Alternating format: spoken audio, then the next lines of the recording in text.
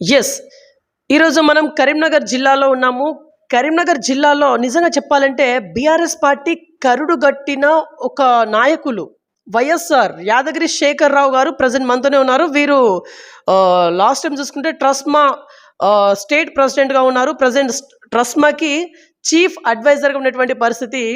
ఇక్కడ కరీంనగర్, ఆదిలాబాద్, నిజామాబాద్, మెదక్ పట్టభద్రుల ఎమ్మెల్సీ ఎలక్షన్‌లో వీరు ప్రెజెంట్ ఉండబోతున్నట్టు కొంత సమాచారం. అయితే last time BRS party ticket ఇస్తా అన్నట్టుగానే చెప్పి ఇవ్వలేదు వీరికి. ఈసారి కూడా టికెట్ ఇస్తదా? ఇవ్వదా? అదొక పెద్ద సస్పెన్షన్ మళ్ళా. అంటే టికెట్ ఇవ్వడానికి కారణాలు ఏమైనా కావచ్చు. బట్ ఇక్కడ వీరు నిజంగా కరుడు కట్టిన ఒక తీవ్రవాది అని చెప్పేసి అనొచ్చు బీఆర్ఎస్ పార్టీకి. అలాంటి వ్యక్తికి టికెట్ ఎందుకని రాలేకపోతుంది. ఈసారి వీరు ఇండిపెండెంట్‌గా సైతం దిగడానికి రెడీగా ఉన్నారు. సో, ఎట్లాంటి ఇన్ఫర్మేషన్ ఇవ్వబోతున్నారు? యాక్చువల్లీ ఎమ్మెల్సీగా వీరు ఎందుకని బరిలో ఉండబోతారు? ఇట్లాంటి లేటెస్ట్ ఇన్ఫర్మేషన్ తెలుసుకుందాం. నమస్తే సార్, బాగున్నారా? నమస్కారం అండి. బీవీఆర్ న్యూస్కు స్వాగతం చెప్తూ ముఖ్యంగా వందనాలు చెప్తా ఉన్నాను. నేను ఎమ్మెల్సీ బరిలో ఉన్నాని నన్ను ప్రత్యేకంగా ఇంటర్వ్యూ చేయడం చాలా అదృష్టంగా భావిస్తూ ఉన్నాను బీవీఆర్ న్యూస్కు. ఓకే సార్, నేను పాయింట్ అడుగుతున్నాను స్ట్రెయిట్‌గా. ఎమ్మెల్సీ బరిలో మీరు ఉండబోతున్నారు కదా! ఎమ్మెల్సీకి మీరు అర్హులేనా? సూటిగా చెప్పండి. ముఖ్యంగా నేను ఎన్నో సంవత్సరాల నుంచి విద్యాసేవలో ఉన్నా. అలాగే 40 సంవత్సరాల నుంచి అంటే టీచర్గా కూడా పనిచేశా. స్టూడెంట్ ఆర్గనైజేషన్లో కూడా పనిచేశా. క్షేత్రస్థాయిలో చాలామందితో నేను ఇంటరాక్షన్ అయ్యి ఉన్నా. చాలా వర్గాలతో కూడా అనాదరణ వర్గాలతో కూడా ఉన్నా కాబట్టి నేను 100% చాలామంది మేధావులతోని కళాకారులతోని అనేక రంగాల్లో కలిసి పనిచేస్తున్నాను కాబట్టి తెలంగాణ ఉద్యమంలో కూడా నేను పనిచేశాను కాబట్టి తెలంగాణ ఉద్యమంలో కీలక పాత్ర పోషించాను. కేసీఆర్ గారు వెన్నంటి ఉండి కేసీఆర్ గారు కాకుండా అన్ని పార్టీలతో కూడా మమేకమై ఉన్నాను కాబట్టి నేను ఎందుకు ఎమ్మెల్సీగా పోటీ చేయకూడదు, ఎమ్మెల్సీ కాకూడదు అనే ఆలోచనతోనే నేను ఎమ్మెల్సీగా దిగడం జరిగింది. గత సంవత్సరమే గత ఎన్నికల్లోనే నాకు కేసీఆర్ గారు టికెట్ ఇస్తా అన్నారు. కానీ కొన్ని కారణాల వల్ల నాకు రాక ఒక వేరే వ్యక్తి ఉద్యోగికి ఇవ్వడం జరిగింది. వారు కూడా ఓటమి పాల్చింది ఇలా జీవన్ రెడ్డి గారు. నేను అప్పటి నుంచే ఎప్పుడైతే నేను డ్రాప్ అయ్యానో ఆ 6 సంవత్సరాల నుంచే ప్లాన్ ఆఫ్ యాక్షన్ చేసుకున్నా. 100% నేను అర్హుడినని చెప్తా ఉన్నా. ఓకే. 2019లో మీరు ఎమ్మెల్సీ టికెట్ అడిగిల్లు. కేసీఆర్ గారు కూడా అప్పుడు ఇస్తా అని మీకు హామీ ఇచ్చారని చెప్పేసి నేను కూడా తెలుసుకున్నా. కాకపోతే ఏదో సమ్ రీజన్స్ వల్ల మిమ్మల్ని పక్కన పెట్టడం జరిగింది. ఈసారి కూడా మీకు ఇస్తా అనే కోణంలో కొంత చర్చ కూడా జరుగుతా ఉంది. ఈసారి ఫర్ ఎగ్జాంపుల్ టికెట్ ఇచ్చినా, ఇయ్యకున్నా మీరు బరిలో ఉంటారా? నేను ఇంకా ఈసారి పార్టీ గురించి కానీ, పార్టీ నియమావళి గురించి కానీ, పార్టీ నియమ నిబంధనల గురించి కానీ ఆలోచన చేయట్లే. కారణం ఏంటంటే గతంలోనే నేను ఓడిపోయా. అంటే ప్రజల మధ్యలో నేను ఉంటా అని చాలామందితో నేను ప్రపగండ చేసుకొని చాలామందిని బయటకు తీసుకొచ్చా. కొంతమంది రూమ్లో ఉండి అసలు పొలిటికల్గా ఈ ఓటు గురించి అడగడం కానీ అట్లాంటివి కానీ చెయ్యరు. పాపం న్యూట్రల్గా ఉంటారు. న్యూట్రల్గా ఉండే వ్యక్తులను కూడా నా కొరకు నా సేవను గుర్తించి పాపం వాళ్ళు బయటకు రావడం జరిగింది. అట్లాంటి వ్యక్తుల దగ్గర నేను ఇలా తలదించుకున్న నమ్మకం కూడా పొడగొట్టుకున్నా. ఇప్పుడు ఆ నమ్మకాన్ని మళ్ళీ తెచ్చుకోవడానికి చాలా ఇబ్బందులు పడుతున్నా. కాబట్టి నాకు పార్టీ టికెట్ ప్రధానమైన అంశం కాదు. ఇప్పుడు స్వతంత్ర అభ్యర్థిగా నేను బరిలో ఉండబోతున్నా.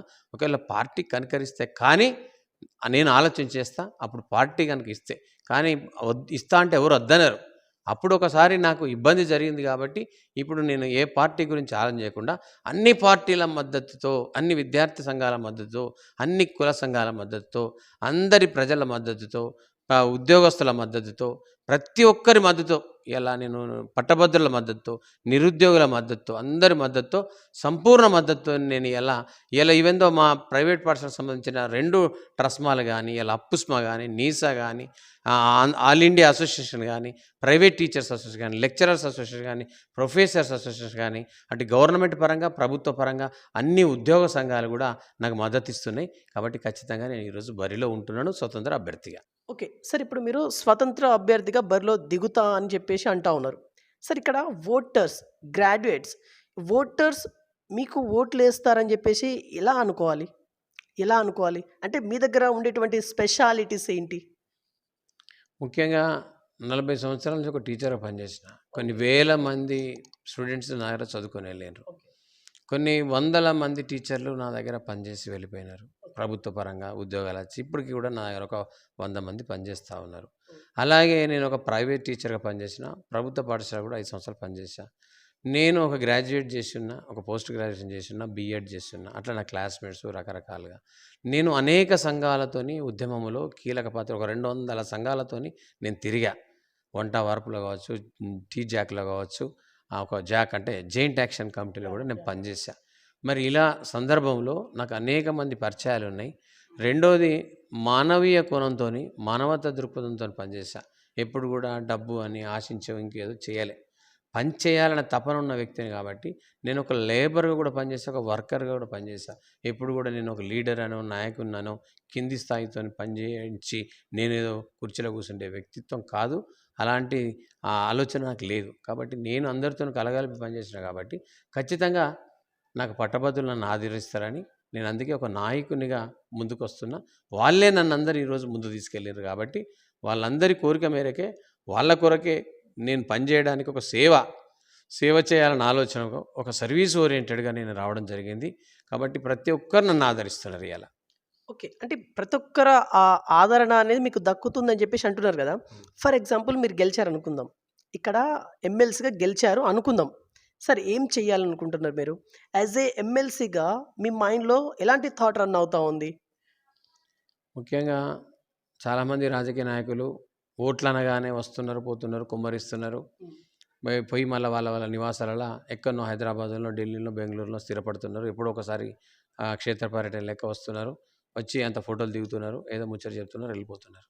కానీ నేను అలా కాదు. ఎక్కడైతే నేను గెలిచినో అదే పట్టణంలో, అదే ప్రాంతంలో ఉండి ప్రజలకు రోజు నిత్య అవసరం ఏర్పడుతున్నది, ఏ పరంగా వాళ్ళకు ఇబ్బందులు ఎదురవుతా ఉన్నాయి, వ్యక్తిగత సమస్యలు ఏంటి, అసలు ప్రభుత్వంకును ప్రజల మధ్యలో ఏం గ్యాప్ ఉన్నది. ప్రభుత్వం ఇవాళ చాలామంది అనేక రకాల ప్రభుత్వాలు కూడా స్వాతంత్రం వచ్చినప్పటి నుంచి అనేక హామీలు ఇస్తూ ఉంటుంది. పెన్షన్ 2000 నుంచి 4000 చేస్తా అన్నారు. ఫర్ ఎగ్జాంపుల్ ఒక డిగ్రీ స్టూడెంట్కు ఒక కార్డు ఇస్తా అన్నారు. ఇది 5 లక్షల కార్డు ఇస్తా అన్నారు. అలాగే రకరకాల ఇలా నిరుద్యోగులకు 3000 భృతి ఇస్తా అన్నారు. ఇలా ఒక జాబ్ కార్డ్ అని పెట్టారు. ఇలా అసలు ఒక ప్రభుత్వ పరంగానే కాకుండా ప్రైవేట్ రంగంలో కూడా మనం ఉద్యోగ కల్పన కనుక చేసినట్లయితే ఇలా ప్రపంచంలో అనేక టెక్నాలజీ ఉన్నది, ఏర్పడ్డది. కొన్ని రాష్ట్రాల్లో మాత్రమే ఉద్యోగాలు దొరుకుతూ ఉన్నాయి, టెక్నికల్గా ముందు పోతూ ఉన్నది. మరి మన తెలంగాణలో ఎందుకు ఇంకా వెనకబడి ఉన్నాం? ఇలా ఆంధ్రప్రదేశ్ నుంచి విడిపోయినాక కూడా తెలంగాణ ఆంధ్రప్రదేశ్ కన్నా మిన్నగా కావాలని మనం కోరుకున్నాం. వాస్తవంగా ఆంధ్రప్రదేశ్ ఎప్పుడైతే విడిపోతే తెలంగాణ నెంబర్ 1 అవుతుందని అనుకున్నాం. కానీ ఇంకా అడుగులు పెడుతుంది, కానీ ఎక్కడ కూడా దీన్ని ఇంప్లిమెంట్ చేయడంలో క్షేత్రస్థాయిలో రావడం లేదు. ఎవరికైతే వైట్ కాలర్ ఉన్నారో వాళ్ళ దగ్గరనే డబ్బు ఉంటుంది, వాళ్ళ దగ్గరనే ఉద్యోగాలు ఉంటున్నాయి. అట్టడుగున బలహీన వర్గాలకు ఏదైతుందో ఆ పండు అందరి ద్రాక్ష పండులాగానే ఉంది. అవన్నీ గ్రహించున్న కాబట్టి వాళ్ళందరికీ సేవ చేసి ప్రతి ఇంటికి కూడా ఏదో ఒక లైట్, అంటే ఏదో ఒక కాంతి, ఏదో ఒక విద్య, ఇలా మొదటి తరం విద్యను అందించే కుటుంబాలు కూడా చాలా ఉన్నాయి. ఎందుకంటే నా పాఠశాలలో చూస్తా ఉన్నాను నేను. మాది బెస్ట్ అవైలబుల్ స్కూల్ కాబట్టి నా దగ్గర చదివే పిల్లలంతా కూడా హరిజన గిరిజన విద్యార్థులు. వాళ్ళందరూ కూడా బెస్ట్ అవైలబుల్ స్కూల్. ఆ పిల్లల లోపల చూస్తూ ఉంటే కళ్ళల్లో అప్పుడప్పుడు ఇబ్బంది ఏర్పడుతూ ఉంటుంది. ఈవెన్ తల్లిదండ్రుల్లో కూడా మార్పు లేదు వాళ్ళకి పాపం. సో అట్లాంటి సామాజిక కోణంలో అట్లాంటి సామాజిక దృక్పథం ఉన్న వ్యక్తిని కాబట్టి, సమాజాన్ని గ్రహించిన కాబట్టి, వాళ్ళ ఫేస్ రీడింగ్‌ని గ్రహించిన కాబట్టి నేను 100% అట్లాంటి వ్యక్తులకు ఎంతో కొంత సాయం చేయాలనే ఉద్దేశంతోనే ఈ పట్టభద్రుల ఎమ్మెల్సీకి నేను కంటెస్ట్ చేస్తున్నా. ఓకే. సరే ఇప్పుడు రకరకాల నాయకులు వస్తా ఉంట్రు. ఎలక్షన్ టైంలో నాయకులు వస్తా ఉంట్రు. ఏదేదో వాగ్దానాలు చెప్తా ఉంట్రు. ప్రజల మధ్యకు వస్తారు. అన్ని రకాల వాగ్దానాలు చెప్తా ఉంట్రు. ఒక్కొక్క నాయకులు ఒక్కొక్క రకంగా. ప్రజలు ఇక్కడ ఓటర్సు ఎవరిని నమ్మాలి? ఇప్పుడు మీరు ఏదేదో చెప్పిల్లు. మిమ్మల్ని నమ్మాలి అనడానికి ఏంటి నిదర్శనం ఏంటిది? ఇప్పుడు మీ లెక్కనే ఇంకా చాలామంది నాయకులొస్తారు. వాళ్ళు కూడా ఏదేదేదో చెప్తారు. ఎందుకంటే ఎలక్షన్ టైంలో మనం చూస్తా ఉంటాం విరివిగా. యెస్. సో, మిమ్మల్ని స్పెషల్‌గా ఎందుకుని ఓటర్స్ నమ్మాలి? నేను వేల మంది విద్యార్థులకు నా 40 ఏళ్ల విద్యా అంటే ప్రయాణంలో కొన్ని వందల మందికి ఫ్రీగా చదువు చెప్పా. ఓకే. యెస్. వందల మందికి ఫ్రీగా చదువు చెప్పా. యాహ్! నా దగ్గర లేకున్నా ఇంటర్మీడియేట్‌లో కూడా కొన్ని వేల మందికి నేను కన్సెషన్‌లని, ఫ్రీ చదువులని చదివించా. ఓకే. వేల మంది నా దగ్గరకు వచ్చినప్పుడు హాస్పిటల్స్‌లో పెద్ద పెద్ద హాస్పిటల్స్ గానీ, చిన్న చిన్న హాస్పిటల్స్ రోగులకు సంబంధించిన అంశంలో డాక్టర్ల దగ్గరుండి దగ్గర ఇది చేశా.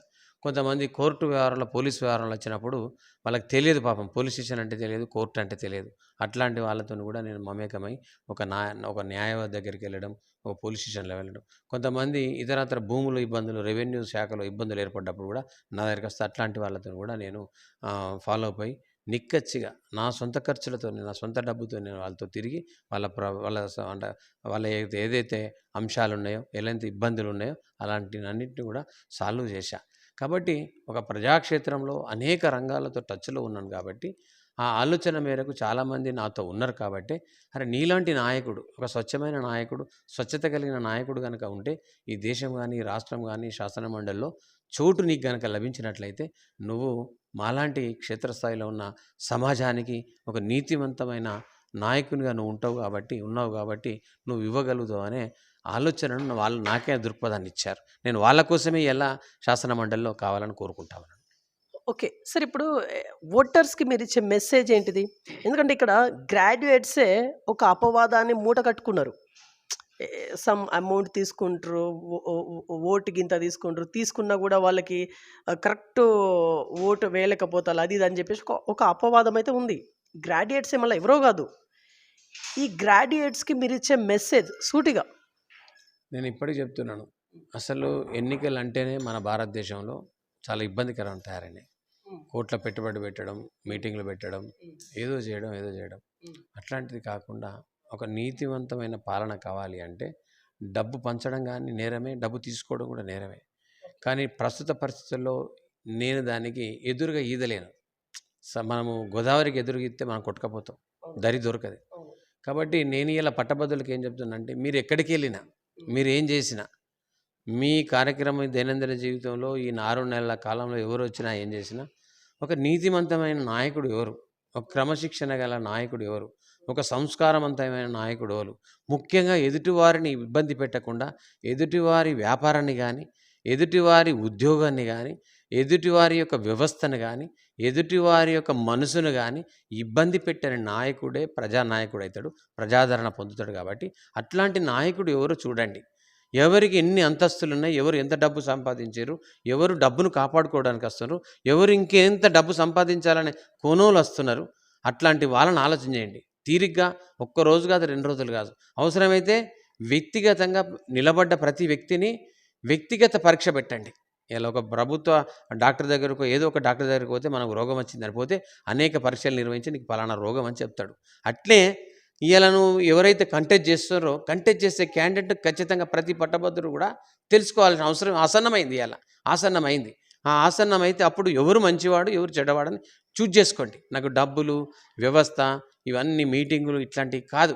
ప్రతి వ్యక్తి యొక్క బయో, ఆయన ఎలా ఉన్నాడు, ఎలా పెరిగిండు, ఆయన జీవనశైలి ఎలా ఉంది, ఏ రకంగా ఆయనే ముందుకు తీసుకెళ్ళిండు, ఆయన సంసార జీవితం, ఆయన వైవాహిక జీవితం, ఆయన అంటే చదువులో ఎలా ఉండే, ఆయన ఉద్యోగంలో ఎలా ఉండే, ఆయన ప్రజాక్షేత్రంలో ఎలా ఉండే, ఆయన ఆస్తిపాస్తులు ఏంది అంతా కూడా చూడండి.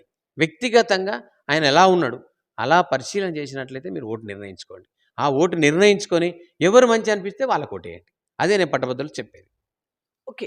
సార్ ఇప్పుడు ఒక క్వెషన్, మీ పొలిటికల్‌గా మీ పార్టీలోనే బీఆర్ఎస్ పార్టీకి మీరొక కరుడుగట్టిన ఒక తీవ్రవాది లాంటి ఒక వ్యక్తి మీరు. మీ గురించి నేను కొంత 100% తెలుసుకున్నా. నేను తెలుసుకున్న కాబట్టే చెప్తున్నా. ఇంత బాగా పార్టీ బలోపేతం కోసం పనిచేసే మిమ్ములనే పక్కన పెట్టిల్లు అనంటే ఇది దేనికి సంకేతం? మిమ్ములని రాజకీయంగా ఆహ్, వెనక్కి నెట్టే ప్రయత్నాలేమన్నా జరుగుతా ఉందా? ఆ కోణంలో ఏమన్నా చూడొచ్చా దీన్ని? చూడొచ్చా? ముఖ్యంగా నేను ఉద్యమం నుంచి మొత్తము 2 పర్యాయాలు కేసీఆర్ గారు ముఖ్యమంత్రి ఉన్నప్పుడు ఎన్నికల సందర్భంగా కానీ, ప్రభుత్వ పరంగా కానీ, ఏ మీటింగ్‌లైనా ఎక్కడైనా నేను వారి వెన్నంటి ఉన్నా. వ్యక్తిగతంగా కూడా శేఖర్ నన్ను పిలుస్తారు. చాలా సందర్భాల్లో వారి ఇంట్లో కలిసా. ఈవెన్ నాట్ ఓన్లీ కేసీఆర్ గారు, కేటీఆర్ గారు కావచ్చు, హరీష్ రావు గారు కావచ్చు, ఇలా పల్లా రాజేశ్వర రెడ్డి గారు కావచ్చు, అనేక మంది అంటే వారి కోటరీ ఏదైతే ఉందో, ఇలా అనేక మంది మా దగ్గర ఉన్న నలాల ఓదరు అంటే గతంలో ఉద్యమంలో తిరిగిన ప్రతి ఒక్కరితో కొప్పులీశ్వర్ గారు కావచ్చు, ఇలా చాలామందితో అటాచ్ అయి ఉన్నా. కానీ కొన్ని కారణాల చేత వాళ్ళ పొలిటికల్ ఈక్వేషన్ ఉంటుంది. టికెట్ ఎవరికి ఇవ్వాలని, ఏం చేయాలనేది. అది ఓడుతున్నా గెలుతున్నా చూడరు. అది ఓటమి చెందుతుందని కూడా కొన్ని వర్గాలను సంతృప్తిపరచడం కోసం, కొన్ని వర్గాలను దగ్గర చేసుకోవడం కోసం గెలిచే వ్యక్తిని పక్కకెట్టి గెలవని వ్యక్తి అని తెలిసి కూడా టికెట్ ఇచ్చారు ఆడ. సో అది వాళ్ళ ఈక్వేషన్స్, అవి వాళ్ళ ఈక్వేషన్స్ అంటే పొలిటికల్ అనాలిసిస్ అది. సో ఆ సందర్భంలో నన్ను కొట్టివేశారు, నేను గెలిచే వ్యక్తిని ఇవ్వలేదు. అందుకే నేనేమంటున్నానంటే పార్టీ నియమ నిబంధనలు, పార్టీ నియమావళి, పార్టీ ఏదైతే థింక్ చేస్తుందో అది వాళ్ళ ఆలోచన మేరకే వాళ్ళు టికెట్ ఇస్తూ ఉంటారు. అందుకే నేను ఈసారి ఏమంటున్నా అంటే ఈ పర్యాయం గతంలోనే నాకు ఇబ్బంది కలిగింది. వారి ఆలోచనలకు వారు ఏదైతే స్టెప్స్ తీసుకున్నారో ఆ స్టెప్స్కి నేను అందలేకపోవచ్చు. అందుకే నన్ను దూరం పెట్టారు. ఇప్పుడు మళ్ళీ ఎక్కడ నాకు ఇబ్బంది కలుగుతుందోనే నేను అన్ని పార్టీలతో పోటీ చేస్తున్నాను అన్నా కానీ నాకు నేను స్వతంత్రంగా ముందుకు వచ్చా. నా వెనక పెద్ద బలమైన వర్గం ఉన్నది. ఇలా నా వెనక బలమైన పట్టభద్రుల సంఘం ఉన్నది. నా వెనక ప్రైవేట్ పాఠశాల అన్నీ, అది అప్పుస్మా కావచ్చు, ఇలా నీసా కావచ్చు, ట్రస్మా 2 సంఘాలు కావచ్చు, ప్రైవేటు ఉద్యోగుల సంఘం కావచ్చు, ప్రైవేటు ఉపాధ్యాయుల సంఘం కావచ్చు, లెక్చరర్ల సంఘం కావచ్చు, ఇలా విద్యావంతుల సంఘం కావచ్చు, అనేక సంఘాలు, ఇలా కుల సంఘాలు కావచ్చు, విద్యార్థి సంఘాలు కావచ్చు, అనేక రకాల ప్రభుత్వ ఉద్యోగ సంఘాలు ఉన్నాయి. ప్రతి ఒక్కరు కూడా నా వెన్నంటి ఉన్నారు, నాకు ఫోన్లు చేస్తూ ఉన్నారు. నేను వెళ్ళి కలిసా, అందరి ఇళ్ళల్లో కూడా వెళ్తూ ఉన్నాను, ఇంకా ముందు కూడా వెళ్తూ ఉన్నాను. ఈరోజే ఓటు నమోదు కార్యక్రమం మొదలైంది కాబట్టి ఖచ్చితంగా గెలుస్తా. స్వతంత్ర అభ్యర్థిగా ఉంటే కూడా నాకు మంచిది అనిపిస్తూ ఉంది. ఈ పార్టీలు అక్కడక్కడ హామీలు ఏదైతే ఇచ్చినవి ఉన్నాయో ప్రజలకు కానీ, పట్టభద్రులకు కానీ, నిరుద్యోగులకు కానీ, ఉద్యోగ సంఘాలకు కానీ, ప్రైవేట్ పాఠశాలలకు కానీ, ప్రైవేట్ విద్యా సంస్థలకు కానీ, ఇలా ఫీజు రియంబర్స్మెంట్ కానీ, ఇలా ఫీజు రియంబర్స్మెంట్ కూడా కొన్ని 8,000 కోట్ల వరకు పెండింగ్ ఉన్నది. ఇలా మరి అలాంటివి కూడా ఇలా అది బడుగు బలహీన వర్గాలకు సంబంధించిన ఫీ రియంబర్స్మెంట్, వాళ్ళకు చదువుని ఏదైతే ఉన్నత విద్యను అందించడం కోసం చేస్తూ ఉందో అందులో కూడా పెండింగ్ ఉన్నాయి. కాబట్టి అలాంటి వాటిపైన కూడా నేను కొట్లాడతా, అలాంటి వాటిపైన కూడా ముందు వరుసలో ఉంటానని, అందుకే నేను ఇలా పట్టభద్రులకు ఎమ్మెల్సీ ఓటు నిల్చుంటాను. అందరూ కూడా నన్ను ఆదరించాలని కోరుతా ఉన్నాను. ఓకే సార్, 2019లో మీరు టికెట్ అడిగిళ్ళు ఇవ్వలేదు, కొన్ని ఈక్వేషన్స్ కారణంగా, ఏదో పొలిటికల్ ఈక్వేషన్స్ కారణంగా ఇవ్వలేదు. ఇప్పుడు కూడా టికెట్ అడుగుతాళ్ళు, ఇచ్చే అవకాశం అయితే అవపడట్లేదు అనే విషయం మీ దగ్గరికి వచ్చేసింది ఆల్రెడీ. ఎస్ సార్, మీ గుండెల్లో ఉండే బాధ ఒకానొక టైంలో మీకు ఏడుపు కూడా వచ్చింది కదా. ఎస్, ఏడ్చిల్లు కదా, మీరైతే ఏడ్చిల్లు కదా సార్, అది ఒకసారి చెప్పండి సార్. జనరల్గా నేను చాలామందిని బయట తీసుకొచ్చా. చాలామంది నన్ను ఎమ్మెల్సీ అని ఫోన్ నెంబర్లో కూడా ఫీడ్ చేసుకున్నారు. చాలామంది అసలు పొలిటికల్ అంటే తెలియని వాళ్ళు కూడా నా దగ్గర ఆత్మీయులు, బంధువులు లాంటి వాళ్ళు, నాకు స్కూల్ మేనేజ్మెంట్ వాళ్ళు, టీచర్స్, రకరకాల ఆర్గాన్స్ అందరూ కూడా నన్ను ఎమ్మెల్సీగా చూశారు. 2019లో చాలామంది లక్షల రూపాయలు ఖర్చు పెట్టుకున్నారు సొంతగా వాళ్ళ జేబుల నుంచి. అట్లాంటి వాళ్ళ దగ్గర నేను ఇలా నామోచాను అంటే నేను ఒక అపవాదు తెచ్చుకున్నాను వాళ్ళందరి దగ్గర. అన్నప్పుడు నాకు కొంత బాధ ఇప్పటికీ కూడా రగులుతూ ఉంది. నేను ఏదో తప్పు చేసినా ఈ సమాజంలో ఏదో తప్పు చేసినా అనే ఫీలింగ్ ఇప్పటికీ నన్ను హర్ట్ అయ్యాను. ఎందుకంటున్నానంటే కేవలం కేసీఆర్ గారి మాట నమ్ముకొని నేను డ్రాప్ అయ్యి నేను చాలా ద్రోహం చేసిన అనే ఆలోచన కూడా నాకు వస్తూ ఉన్నది. నా నా నా పైన కూడా చాలామంది రకరకాలుగా మాట్లాడుకునే అవకాశాన్ని ఇవ్వడం జరిగింది నేను. సో అది తిరిగి నేను మన్ననలు పొందాలన్నా, తిరిగి నేను అదంతా కూడా పొడగొట్టుకోవాలంటే ఈ ఎమ్మెల్సీ ఎన్నికల్లో నేను ఖచ్చితంగా గెలవాల్సింది. నేను ఈ ఎన్నికల బరిలో 100% సక్సెస్ అవ్వడానికి కోసం, విజయం కోసం ప్రయత్నం చేస్తూ ఉన్నాను. నన్ను ఇప్పటికీ ఆదరిస్తూ ఉన్నారు. ఆ అపవాదం ఏదైతే ఉందో మెల్లమెల్ల పొడగొట్టుకుంటా ఉన్నాను. 90% ఇప్పుడు పొడగొట్టుకున్నా. Okay sir, last and final question, interview ముగించే ముందు ఫైనల్లీ గ్రాడ్యుయేట్స్కే కావచ్చు, ఇంకెవరికైనా కావచ్చు, ఫైనల్లీ ఇప్పుడు ఏం చెప్పి ముగించాలనుకుంటున్నారు? Final one. ఇంకా మరొకసారి పట్టభద్రులందరూ కూడా నమస్కారాలు తెలియజేస్తూ, నేను ఎమ్మెల్సీ కనుకనైతే మీకు ఎలాంటి ఇబ్బందులు ఎదురైనా, మీ జీవితంలో, మీ జీవన ప్రయాణంలో పట్టభద్రులు ఉండొచ్చు, ఉద్యోగ సంఘాలు ఉండొచ్చు, ప్రైవేట్ సంఘాలు ఉండొచ్చు, పాఠశాలల సంఘాలు ఉండొచ్చు, అలాగే ఎన్నో అంటే ఇంజనీరింగ్ కావచ్చు, మెడికల్ కావచ్చు, అనేక రంగాలలో ఇలా కేజీ టు పీజీ వ్యవస్థలో ఎన్నో సంఘాలు ఉన్నాయి. అవన్నిటిని కూడా ఈవెన్ కేజీ టు పీజీ ప్రభుత్వ పరంగా కూడా సంఘాలు ఉన్నాయి. ప్రతి పట్టభద్రునికి అలా, ప్రతి నిరుద్యోగి నేను మీ వెంటండి. ప్రభుత్వానికి ఏదైతే ఈ పట్టభద్రుల గ్యాప్ ఏదైతుందో ఆ గ్యాప్ను పూరించడం కోసం 100% ఒక స్వతంత్ర అభ్యర్థి ఎమ్మెల్సీగా మీ వెన్నంటుండి ఆ సమస్యలన్నింటినీ కూడా అలవోకగా సాల్వ్ చేస్తానని మీ అందరికీ కూడా ప్రమాణం చేస్తూ ఉన్నాను. ఎందుకంటున్నానంటే ఒక వ్యక్తి స్వతంత్రంగా వస్తుండు అంటే ఏ పార్టీ మద్దతు అక్కర్లేదు. ఓన్లీ నేను వాళ్ళ యొక్క అంటే మద్దతు తీసుకొని, అంటే పార్టీ సంపూర్ణ మద్దతు కాకుండా, కేవలం బయాటం కాకుండా ఇన్నర్గా పార్టీ ఆలోచనలు తీసుకొని అన్ని పార్టీల మద్దతు ముందుకెళ్తానని అంటున్నాను.